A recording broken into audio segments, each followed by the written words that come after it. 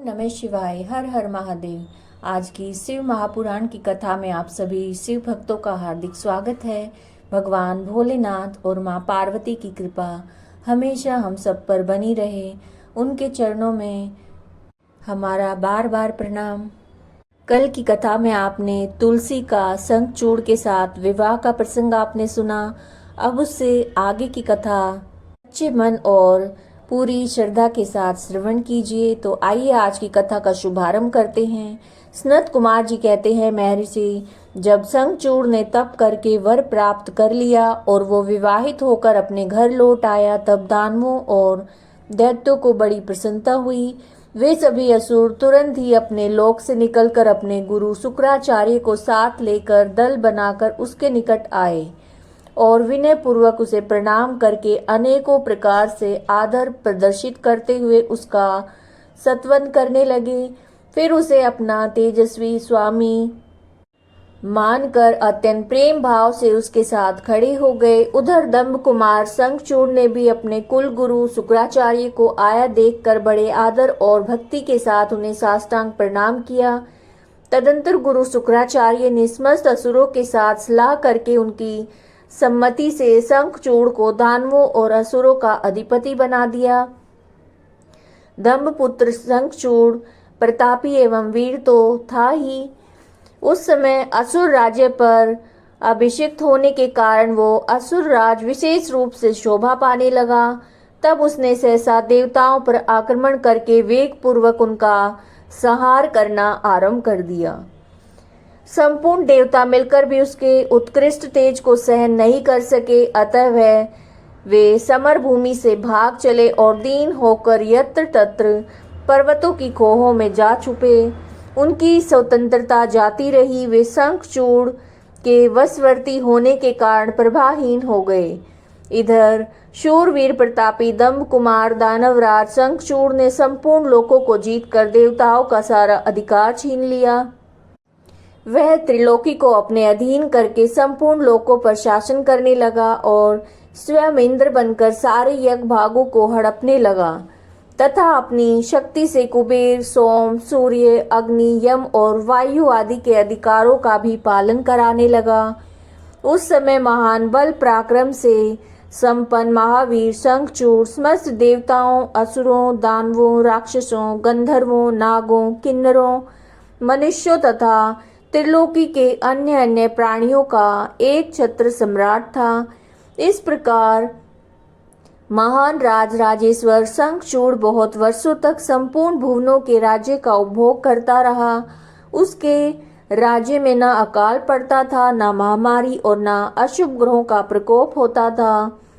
आदि व्याधियां भी अपना प्रभाव नहीं डाल पाती थी। यूं सारी प्रजा सदा सुखी रहती।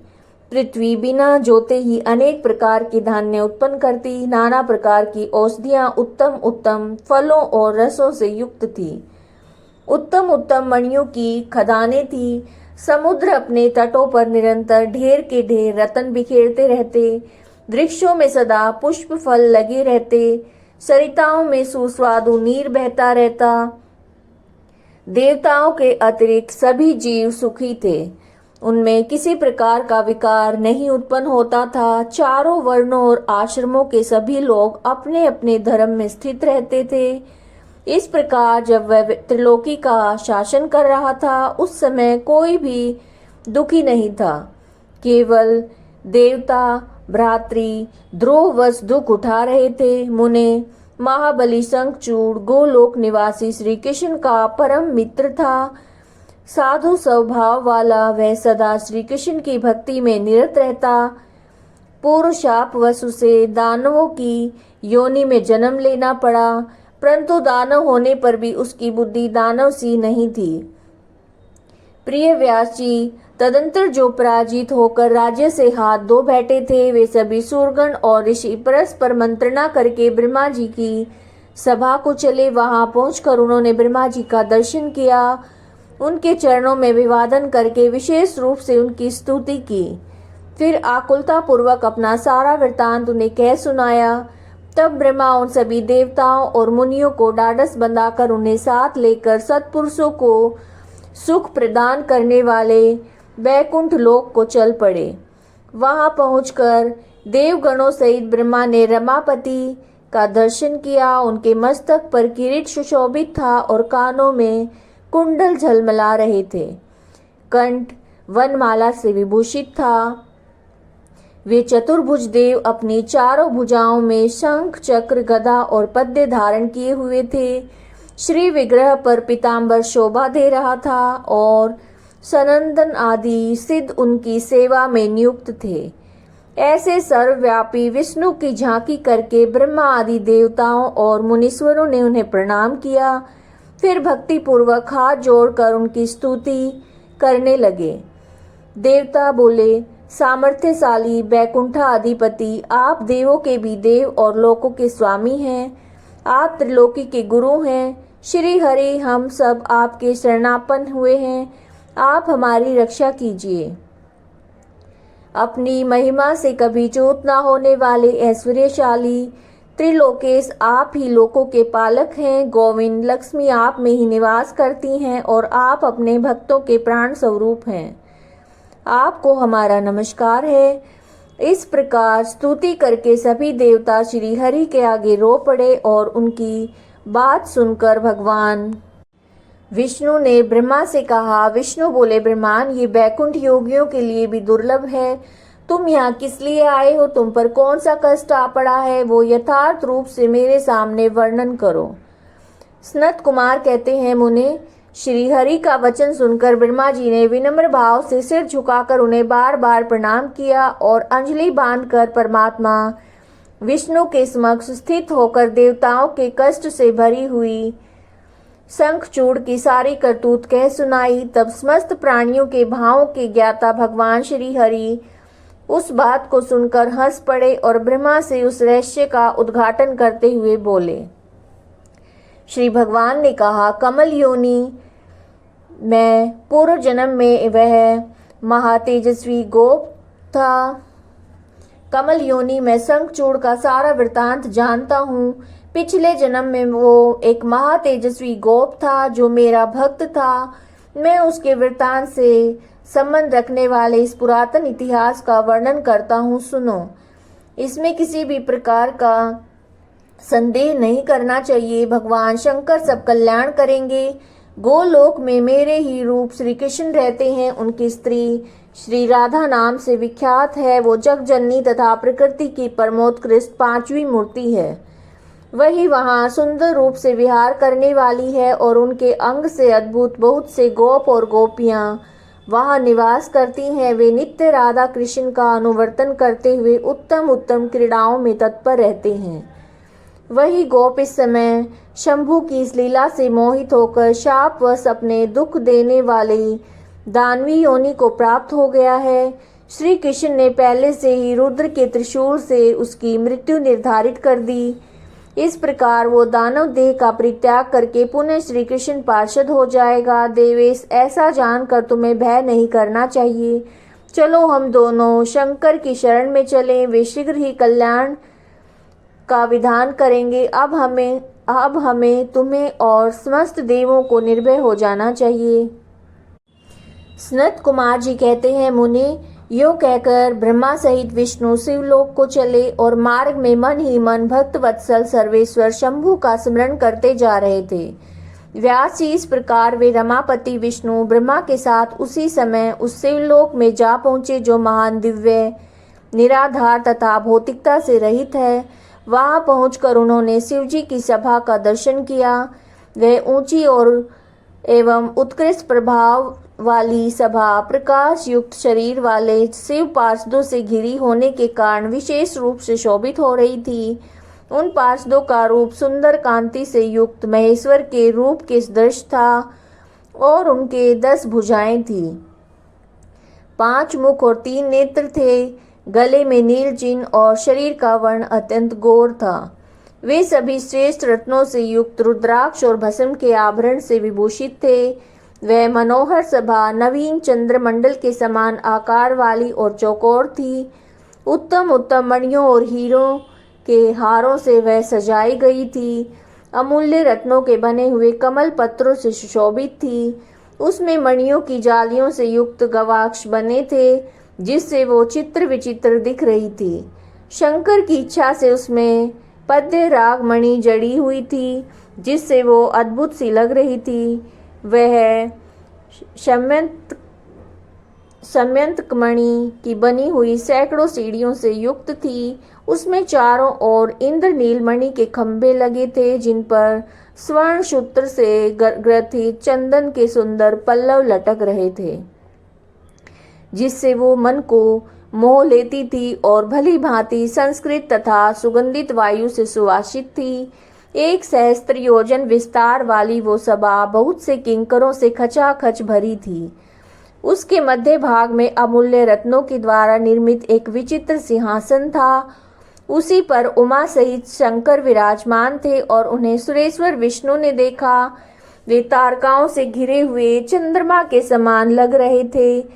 वे किरीट, कुंडल और रत्नों की मालाओं से विभूषित थे। उनके सारे अंग में भस्म रमाई हुई थी और वे लीला कमल धारण किए हुए थे। महान उल्लास से भरे हुए उमाकांत का मन शांत तथा प्रसन्न था। वे देवी पार्वती ने उन्हें सुवासित तांबूल प्रदान किया था, जिसे वो चबा रहे थे। शिवगण हाथ में श्वेत चवर लेकर परम भक्ति के साथ उनकी सेवा कर रहे थे और सिद्ध भक्ति व सिर झुकाकर उनके सत्वन में लगे थे। वे गुणातीत, परेशान, त्रिदेवों के जनक, सर्वव्यापी, निर्विकल्प, निराकार, स्वेच्छा अनुसार साकार, कल्याणम स्वरूप, माया रहित, अजन्मा, आद्य, माया के अधीश्वर, प्रकृति और पुरुष से भी परात्पर, सर्वसमर्थ, परिपूर्णतम और समता युक्त हैं। ऐसे विशिष्ट गुणों से युक्त शिव को देखकर ब्रह्मा और विष्णु ने हाथ जोड़कर उन्हें प्रणाम किया। फिर वे स्तुति करने लगे और विविध प्रकार से स्तुति करके अंत में बोले, भगवान आप दीनों और अनाथों के सहायक, दीनों के प्रतिपालक, दीन बंधु, त्रिलोकी के अधीश्वर और शरणागत वत्सल हैं। गौरीश हमारा उद्धार कीजिए। परमेश्वर हम पर कृपा कीजिए। नाथ हम आपके अधीन हैं। अब आपकी जैसी इच्छा हो वैसा करें। सनत कुमार जी कहते हैं, मुने तदंतर जो अत्यंत दीनता को प्राप्त हो गए थे, उन ब्रह्मा और विष्णु का वचन सुनकर शिवजी मुस्कुराए और मेघ गर्जना के समान गंभीर वाणी में बोले। शिवजी ने कहा, हे हरे, हे ब्रह्मांड, तुम लोग शंखचूड़ द्वारा उत्पन्न हुए भय को सर्वथा त्याग दो। निसंदेह तुम्हारा कल्याण होगा। मैं शंखचूड़ का सारा वृत्तांत यथार्थ रूप से जानता हूँ। ये पूर्व जन्म में एक गोप था जो ऐश्वर्यशाली भगवान श्री कृष्ण का भक्त था और इसका नाम सुदामा था। वही सुदामा राधा जी के शाप से शंखचूड़ नामक दानव राज होकर उत्पन्न हुआ है। ये परम धर्मक और देवताओं से द्रोह करने वाला है। यह दुर्बुद्धिवश अपने उत्कृष्ट बल के भरोसे संपूर्ण देवगणों को कलेश दे रहा है। अब तुम लोग प्रेम से मेरी बात सुनो। देवों को आनंदित करने के लिए शीघ्र ही कैलाशवासी रुद्र के समीप जाओ। वह रुद्र रूप मेरा ही उत्तम पूर्ण रूप है। मैं देव कार्य की सिद्धि हेतु पृथक स्वरूप धारण करके वहां प्रकट हुआ हूँ। मेरा वह रूप ऐश्वर्यशाली और परिपूर्णतम है। हरे, इसलिए मैं भक्तों के वशीभूत होकर कैलाश पर्वत पर सदा निवास करता हूँ।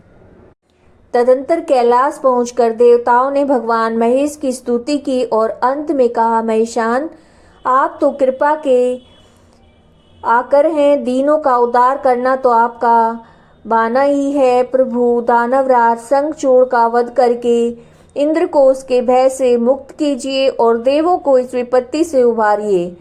तब भक्त वत्सल शंभु देवताओं की इस प्रार्थना को सुनकर हंसे और मेघ गर्जन की सी गंभीर वाणी में बोले। श्री शंकर जी ने कहा, हे हरे, हे ब्रह्मांड, हे देवगण, तुम लोग अपने अपने स्थान को लौट जाओ। मैं निश्चय ही सैनिकों सहित शंखचूड़ का वध कर डालूंगा, इसमें तनिक भी संशय नहीं है। सनत कुमार कहते हैं, व्यास जी, महेश्वर के उस अमृत श्रावी वचन को सुनकर संपूर्ण देवताओं को परम आनंद प्राप्त हुआ। उस समय उन्होंने समझ लिया कि अब दानवराज शंखचूड़ मरा हुआ ही है। तब महेश्वर के चरणों में प्रणिपात करके विष्णु बैकुंठ को और ब्रह्मा सत्यलोक को चले गए तथा संपूर्ण देवता भी अपने अपने स्थान को प्रस्थित हुए। इधर उन महारुद्र ने, जो परमेश्वर दुष्टों के लिए काल रूप और सत्पुरुषों की गति है, देवताओं की इच्छा से अपने मन में शंखचूड़ के वध का निश्चय किया। तब उन्होंने प्रसन्नता पूर्वक अपने प्रेमी गंधर्वराज चित्ररथ को दूत बनाकर शीघ्र ही शंखचूड़ के पास भेजा। चित्ररथ ने वहां जाकर शंखचूड़ को खूब समझा कर कहा, परंतु उसने बिना युद्ध किए देवताओं का राज्य लौटाना स्वीकार नहीं किया और कहा, मैंने ऐसा दृढ़ निश्चय कर लिया है कि मैं ईश्वर के साथ युद्ध किए बिना ना तो मैं राज्य वापस दूंगा और ना ही अधिकारों को लौटाऊंगा। तू कल्याणकर्ता रुद्र के पास लौट जा और मेरी कही हुई बात यथार्थ रूप से उनसे कह दे। वे जैसा उचित समझेंगे वैसा करेंगे। तू व्यर्थ बकवाद मत कर। सनत कुमार कहते हैं, मुनि श्रेष्ठ, यूं कहे जाने पर शिवदूत पुष्पदंत अपने स्वामी महेश्वर के पास लौट गया और सारी बातें ठीक ठाक कह दी। तब उस दूत के वचन सुनकर देवताओं के स्वामी भगवान शंकर को क्रोध आ गया और उन्होंने वीरभद्र आदि गणों से कहा। रुद्र बोले, हे वीरभद्र, हे नंदीन क्षेत्रपाल, आठों भैरव, मैं आज शीघ्र ही शंखचूड़ का वध करने के निमित्त चलता हूँ। अतः मेरी आज्ञा से मेरे सभी बलशाली गण आयुधों से लैस होकर तैयार हो जाएं और अभी अभी कुमारों स्वामी कार्तिक और गणेश के साथ रथ यात्रा करें।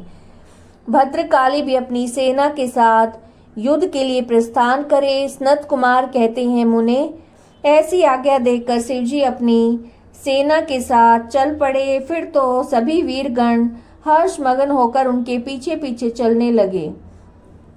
इसी समय संपूर्ण सेनाओं के अध्यक्ष स्कंद और गणेश भी हर्ष से भरे हुए कवच धारण करके सशस्त्र शिवजी के निकट आ पहुंचे। फिर वीरभद्र, नंदी, महाकाल, सुभद्रक, विशालाक्ष, मान, पिंगलाक्ष, विकम्पन, विरूप, विकृति, मणिभद्र, बास्कल, कपिल, दीर्घदृष्ट, विकार, ताम्रलोचन, कालंकर, बलिभद्र, कालजी, कुटीचर, बलोन्मत और रणशलाघ्य, दुर्जय तथा दुर्गम आदि गण नायक, जो प्रधान सेनापति थे, शिवजी के साथ चले। उनके गणों की संख्या करोड़ों थी। आठों भैरव, एकादश भयंकर रुद्र, आठों वसु, इंद्र, 12 आदित्य, अग्नि, चंद्रमा, विश्वकर्मा, दोनों अश्विनी कुमार, कुबेर, यम, निश्रुति, नलकूबर, वायु, वरुण, बुध, मंगल तथा अन्य ग्रह, पराक्रमी कामदेव, उग्रदंड, कोरट और कोटब आदि ने भी शीघ्र ही महेश्वर का अनुगमन किया। स्वयं महेश्वरी देवी भद्रकाली की भी 100 भुजा धारण करके शिवजी के साथ चली। वे उत्तम उत्तम रत्नों से बने विमान पर आरूढ़ थी और उनके शरीर पर लाल चंदन का अनुलेप लगा था। वे लाल वस्त्र शोभा पा रहा था और वे हर्ष मगन होकर हंसती नाचती उत्तम स्वर से गान करती हुई अपने भक्तों को अभय और शत्रुओं को भय प्रदान कर रही थी। उनकी 1 योजन लंबी भीषणाकार जीवा लपलपा रही थी। वे अपने हाथों में शंख, चक्र, गदा, पद्य, ढाल, तलवार, धनुष, बाण, 1 योजन विस्तार वाला गहरा गोलाकार खप्पर, गगनचुंबी त्रिशूल और 1 योजन लंबी शक्ति, मुदगर, मूसल, वज्र, खड़ग, तीखा फलक, वैष्णवास्त्र, वरुणास्त्र और वायव्यास्त्र, नागपाश, नारायणास्त्र और गंधर्वास्त्र, ब्रह्मास्त्र, गरुड़ास्त्र, पर्जन्यास्त्र, पाशुपतास्त्र और जृंभणास्त्र, पर्वतास्त्र, महान पराक्रमी सूर्यास्त्र, काल, महानल, महेश्वरास्त्र और यम दंडास्त्र, सम्मोहनास्त्र और समर्थ दिव्य अस्त्र तथा अन्य सैकड़ों दिव्य अस्त्र धारण किए हुए थी। करोड़ों योगिनियां और डाकनियां उनके साथ थी। फिर भूत, प्रेत, पिशाच, कुष्मांड, ब्रह्म राक्षस, वेताल राक्षस, यक्ष और किन्नर आदि से घिरे हुए स्कंद ने पिता के पास आकर उन चंद्रशेखर को प्रणाम किया और उनकी आज्ञा से पार्श्व भाग में स्थित होकर सहायक का स्थान ग्रहण किया। तदंतर रुद्र रूपधारी शंभु अपनी सारी सेना को एकत्रित करके शंखचूड़ के साथ लोहा लेने के लिए निर्भयता पूर्वक आगे बढ़े और देवताओं का उद्धार करने के लिए चंद्रभागा नदी के तट पर मनोहर वट वृक्ष के नीचे खड़े हो गए। व्यासी उधर जब शिवदूत चला गया तब प्रतापी शंखचूड़ ने महल के भीतर जाकर तुलसी से वो सारी वार्ता कह सुनाई। शंखचूड़ ने कहा, देवी, शंभु के दूत के मुख से रण निमंत्रण सुनकर मैं युद्ध के लिए उद्यत हुआ हूँ और उनसे जूझने के लिए निश्चय ही जाऊंगा।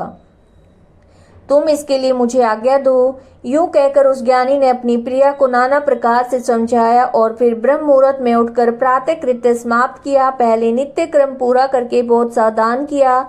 तत्पश्चात अपने पुत्र को संपूर्ण दानवों के राज्य पर अभिषिक्त करके अपनी भार्या, राज्य और सारी संपत्ति समर्पित कर दी।